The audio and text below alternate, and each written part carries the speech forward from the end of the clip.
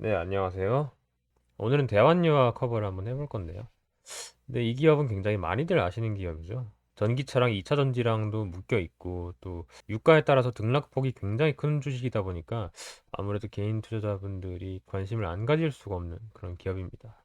우선 분석에 앞서서 대한유화가 어떤 제품을 만드는지 제가 간단하게 설명을 드리겠습니다.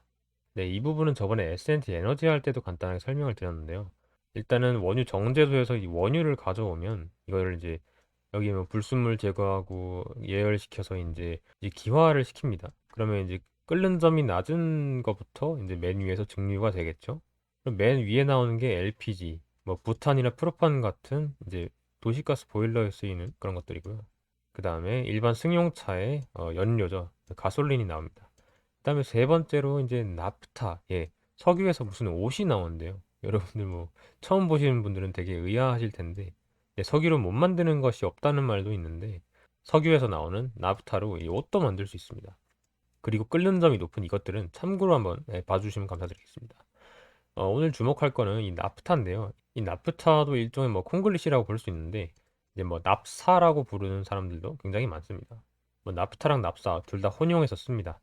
근데 이 나프타도 굉장히 알짜배기인데요. 이 나프타를 또 쪼개면 또 재밌는 것들이 나옵니다.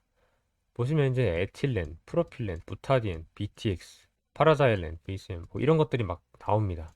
이 위에 것들은 이제 NCC라고 해서 이제 나프타 크래킹 센터에서 이제 이것들을 생산을 해내고요. 그 밑에 파라자일렌의 경우에는 여기 위에 있는 이 자일렌을 한 번 더 쪼개면 나오는 건데요. 이제 이것을 생산하려면 방향족 공장이 따로 필요합니다.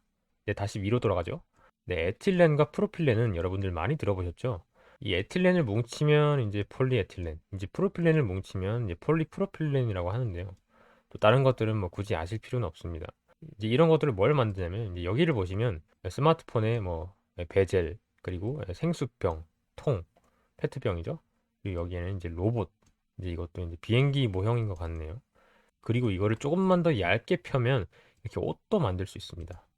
그리고 부타디엔의 경우에는 이 고무의 원료가 되기 때문에 이렇게 타이어도 만들 수 있고요. 네, 이렇게 세제도 만드는 모습을 볼 수가 있습니다. 아무튼 이 납타라는 거는 굉장히 다양한 그런 제품들을 만들어낼 수 있는 그런 알짜배기 제품이라고 말씀드릴 수 있습니다. 네, 그리고 대한유화의 매출의 구성을 보시겠습니다. 네, 딱 보시면 이제 C2, C3, MC3 이게 뭐지? 아까 봤던 거랑 좀 이름이 다른데? 라고 생각을 하실 텐데 이제 결국에는 이게 다 똑같은 겁니다. C2가 이제 에틸렌이고요. C3가 프로필렌, 그리고 MC4가 이제 믹스드 부타디엔입니다. 근데 보시면 이제 모노머랑 폴리머가 나눠져 있죠. 이 모노머는 이제 단순한 거라고 보시면 되고요. 이 폴리머는 이 단순한 거를 이제 뭉쳐서 뭉탱이로 만든 것이 이 폴리머라고 말씀드릴 수 있습니다. 이 C3죠. 프로필렌을 뭉치면 이제 폴리프로필렌이 되고요. 중합을 한다고 표현을 합니다. 그리고 이 HDPE는 이제 하이 덴시티 폴리에틸렌인데요. 이 에틸렌을 뭉치는데 조금 더 촘촘하게 뭉친 것이 이 HDPE입니다. 이제 대한유화에서 밀어붙이는 상품은 이 PP와 PE고요. 그 외에 PP와 PE로 가공되지 않는 것들, 그러니까 다른 회사가 가공하면 더 높은 부가가치를 갖는 것을 그냥 이제 모노머 상태에서 판매를 하고 있습니다. 이제 모노머 매출이 이제 55% 정도 되고요.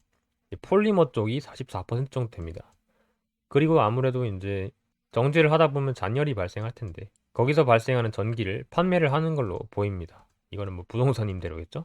네, 그리고 코리아 에어텍이라는 자회사가 있는데요. 이 회사는 이제 SK 에어가스를 생각하시면 됩니다. 그냥 뭐 이제 공기를 쪼개서 질소산소를 얻은 다음에 이거를 액화시켜서 판매를 하고 있습니다. 네, 근데 이 부분은 보시면 매출액 비중이 굉장히 적죠. 그리고 산업가스 부분은 성장성이 높지 않은 산업이기 때문에 기타 부분이랑 산업가스 부분은 투자하는데 고려를 하지 않으셔도 됩니다. 결국에는 이제 모노머랑 폴리머에서 승부를 보는 그런 기업입니다. 그리고 연도별 매출액을 보시죠. 이게 이제 2021년 3쿼터고요. 이거는 이제 2020년 19년입니다. 근데 보시면 2020년에는 뭐 코로나니까 당연히 매출이 감소를 하고요. 왜냐면 결국 판매하는 것들이 뭐 생수통, 로봇, 옷들인데 이런 것들이 이제 소득이 감소하면 같이 매출이 감소하는 제품들이기 때문에 당연히 매출이 감소를 할 수밖에 없죠. 근데 올해 3분기까지의 매출액을 보시면 뭐 거의 코로나 이전에 2019년에 있었던 매출과 거의 맞먹는 수준이죠. 3분기밖에 안 되는데 말이죠. 이게 왜 이렇게 됐을까요? 이 부분은 대한유화가 물건을 많이 팔아서가 아니고 이제 유가가 오르니까 납타 가격이 오르고 납타를 쪼개서 얻을 수 있는 이제 에틸렌이랑 프로필렌 가격이 오르기 때문에 이제 매출액이 뻥튀기가 된 거겠죠. 네, 그리고 보시면 수출 비중이 거의 50%가 넘죠. 이 부분은 다시 한번 저의 투자 컨셉이랑 부합하는 그런 기업이라는 것을 확인할 수 있습니다. 네, 대한유화 10년 주가 추이를 간단하게 한번 보시죠. 네, 딱 봐도 경기에 따라서 순환을 하고 있죠. 네, 사실 이건 뭐 딱히 코멘트 할 게 없습니다. 네, 근데 단지 좀 의아한 건 이 오일을 정제해서 이 납타를 얻어서 쪼개서 물건을 파는 기업의 주가가 최근에 어떻게 됐죠? 유가는 계속 위에 있는데 주가가 크게 하락한 겁니다. 이거는 제가 나중에 상세하게 말씀드리겠습니다. 그리고 재무 추이를 간단하게 보시겠습니다. 저희가 2012년부터 봤죠? 그리고 이때 이제 영업이익을 보시면 2014년까지는 굉장히 저조한 실적을 보이고 있고요. 그리고 유가가 본격적으로 하락한 2015년부터 영업이익이 크게 증가를 하면서 또 주가가 많이 뛴 모습을 저희가 확인을 할 수 있습니다. 그리고 불황기에서 영업이익이 좀 감소를 하고 최근에는 좀 작아서 보이실지 모르겠는데 최근에는 이제 영업이익이 또 300억대로 감소를 한 모습입니다. 네, 굉장히 주가가 실적에 따라서 잘 움직이는 것을 저희가 확인할 수 있죠. 네, 그리고 여러분들이 여기서 짚고 넘어가야 될 부분이 뭐냐면, 네, 2020년의 매출액을 또 보실게요. 네, 보시면은, 네, 2017년에 비해서 뭐 크게 변화가 없죠. 근데 이 코로나가 발생한 2020년에 영업이익이 크게 감소를 했습니다. 이거는 뭐냐면요. 기존에 가지고 있던 재고의 가치가 크게 하락을 했기 때문입니다. 당연히 이제 유가가 감소하고 납타 가격이 감소하면은 네, 에틸렌과 프로필렌 가격도 당연히 감소를 하겠죠. 이제 판매하려고 공장에 짱 박아두었던 그런 재고들의 가치가 감소를 하니까 이제 영업 손실이 발생을 한 모습입니다.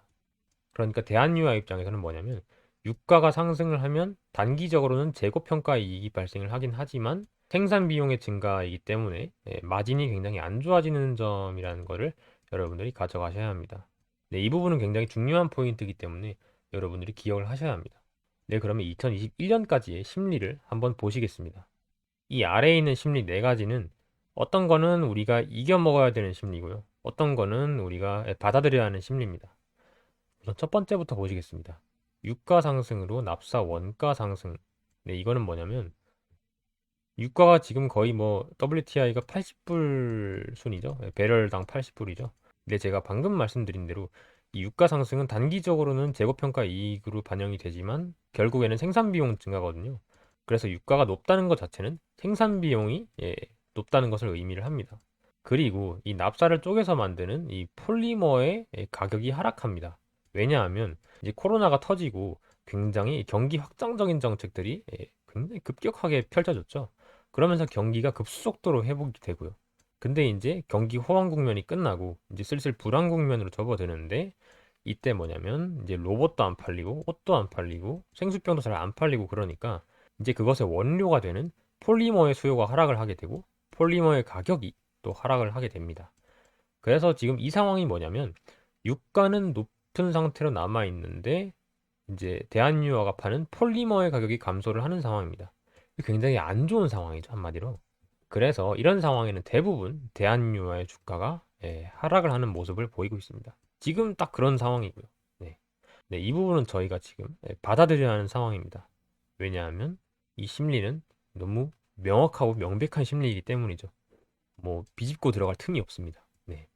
근데 이 3번, 4번이 저희가 주목해야 될 건데요. 이 3번은 뭐냐면